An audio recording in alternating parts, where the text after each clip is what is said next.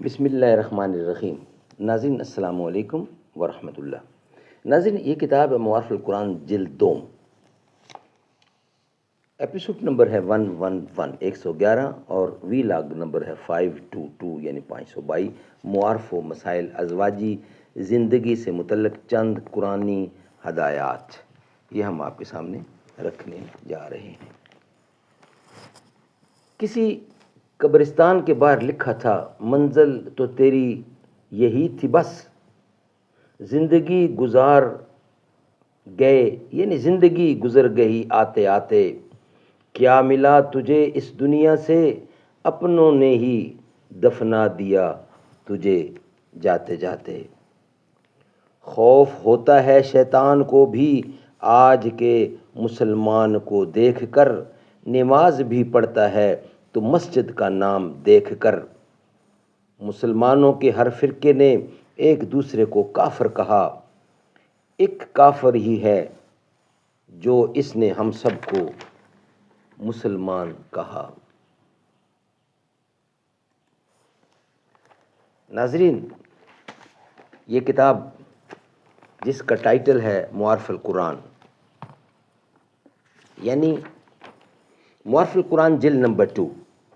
سورت آل عمران سے لے کر سورت النساء تک، پارہ نمبر 3 رکوع نمبر 9 سے لے کر پارہ نمبر 6 کا رکوع نمبر ہے 4۔ رائٹر ہیں اس کتاب کے حضرت مولانا مفتی محمد شفیع صاحب عثمانی رحمۃ اللہ علیہ، مفتی اعظم پاکستان۔ قال النبی صلی اللہ علیہ وسلم، خیرکم من تعلم القرآن وعلمہ، بہترین لوگ وہ ہیں جو خود بھی قرآن پڑھیں، دوسروں کو پڑھائیں، سکھائیں، لکھائیں، سمجھائیں۔ لشکر بھی تمہارا ہے، سردار بھی تمہارا ہے، تم جھوٹ کو سچ لکھ دو، اخبار بھی تمہارا ہے۔ خون مظلوم زیادہ نہیں بہنے والا،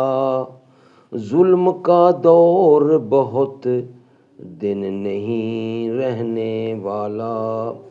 ان اندھیروں کا جگر چیر کے نور آئے گا، تم ہو فرعون تو موسیٰ بھی ضرور آئے گا۔ معارف و مسائل، معارف القرآن جلد نمبر 2، ایپیسوڈ نمبر 111، وی لاگ نمبر 522، پیج 561۔ معارف و مسائل، سورت النساء نمبر 4، آیت نمبر 130، ازواجی زندگی سے متعلق چند قرآنی ہدایات۔ وَإِنِ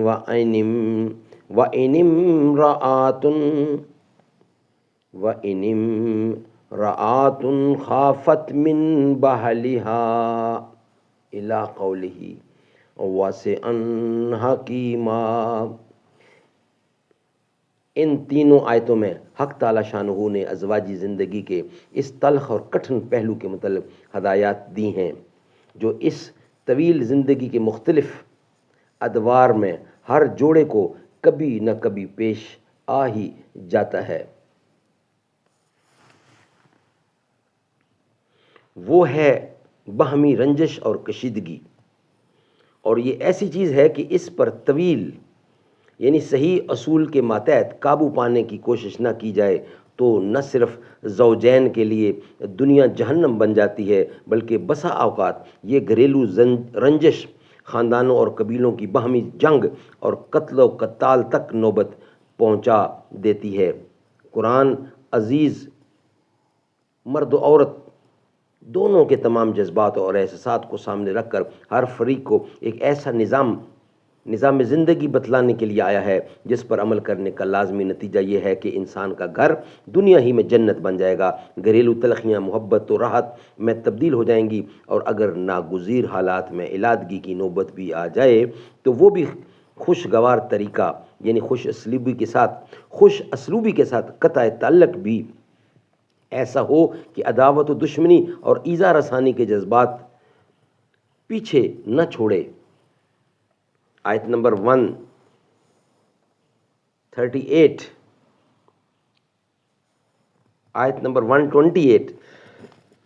128 ایسے حالات میں متعلق، ایسے حالات سے متعلق ہے جس میں غیر اختیاری طور پر میاں بیوی کے تعلقات کشیدہ ہو جائیں، ہر فریق اپنی جگہ معذور سمجھا جائے اور باہمی تلخی کی وجہ سے اس کا اندیشہ ہو جائے کہ باہمی حقوق کی ادائیگی میں کوتاہی ہو جائے گی، جیسے ایک بیوی سے اس کے شوہر کا دل نہیں ملتا اور نہ ملنے کے اسباب رفع کرنا عورت کے اختیار میں نہیں، مثلا عورت بدصورت یا سن رسیدہ بوڑھیا ہے، شوہر خوش روح ہے، خوش رو ہے، تو ظاہر ہے کہ اس میں نہ عورت کا کوئی قصور ہے، نہ مرد ہی کچھ مجرم کہا جا سکتا ہے۔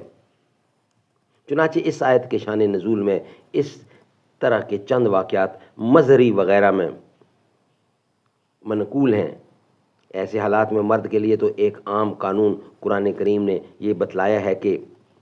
وَإِمْسَاكٌ بِمَعْرُوفٍ أَوْ تَسْرِيحٌ بِإِحْسَانٍ، کہ اس عورت کو رکھنا ہو، یہ اس عورت کو رکھنا ہو تو دستور کے مطابق اس کے پورے حقوق ادا کر کے رکھو، اور اگر اس پر قدرت نہیں تو اس کو خوش اسلوبی سے آزاد کر دو۔ اب اگر عورت بھی آزاد ہونے کے لیے تیار ہے تو معاملہ صاف ہے کہ قطع تعلق بھی خوشگوار انداز میں ہو جائے گا، لیکن اگر ایسے حالات میں عورت کسی وجہ سے آزادی نہیں چاہتی،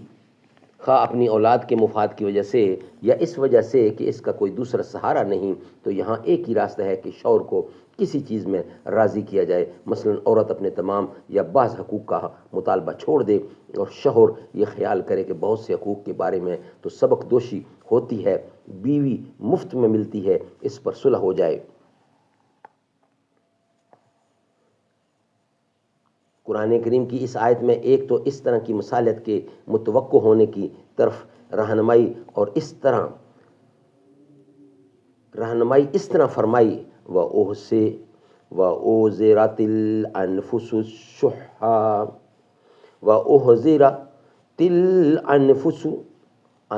الشُّحَّ،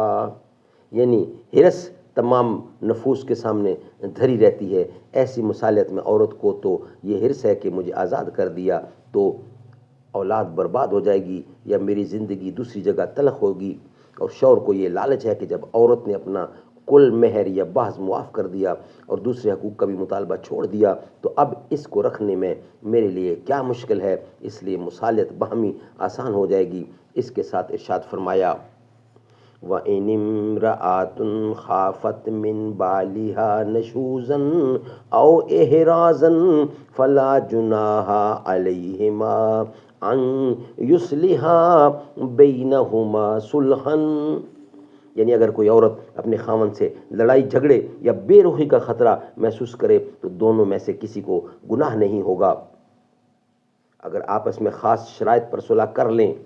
اور گناہ نہ ہونے کے عنوان سے اس لیے تعبیر فرمایا کہ اس معاملے کی صورت بظاہر رشوت کی سی ہے کہ شوہر کو مہر وغیرہ کی معافی کا لالچ دے کر ازواجی زندگی کا تعلق باقی رکھا گیا ہے، لیکن قرآن کے اس ارشاد نے واضح کر دیا ہے کہ یہ رشوت میں داخل نہیں بلکہ مصلحت میں داخل ہے، جس میں فریقین اپنے کچھ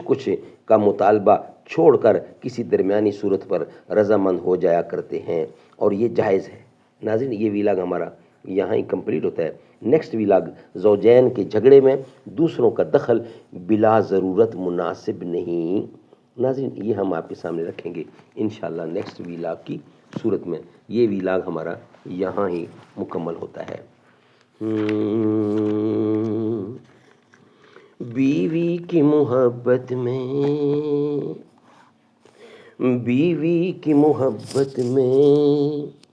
تم ماں کو ستاتے ہو، بیوی سے بہت الفت دل ماں کا جلاتے ہو، پیروں کے تلے ماں کے ہے رب نے رکھی جنت، تم اپنی ہی جنت کو کیوں خود سے گنواتے ہو، تم اپنی ہی جنت کو کیوں خود سے گنواتے ہو، بیوی کی محبت میں تم ماں کو ستاتے ہو۔